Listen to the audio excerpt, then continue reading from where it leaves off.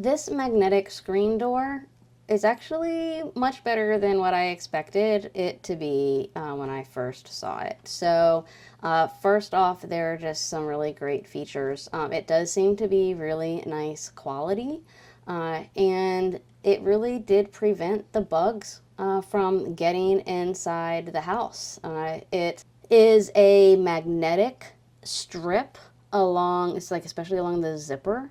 It was really nice. So this is actually 72 by 80 inches, and it worked great. And it went low enough that it wasn't flapping above like where you step into the house. So that was really nice. And in terms of the magnetic zipper, that worked great. Like you actually kind of have to give it a little tug in order to open it. It never was just like flapping open and moving around. It did the job. It kept it out. And when you're inside the house and you're looking out, the darkness doesn't stop like you from being able to look out. It was just really nice, and I was really, really, really impressed with this particular one.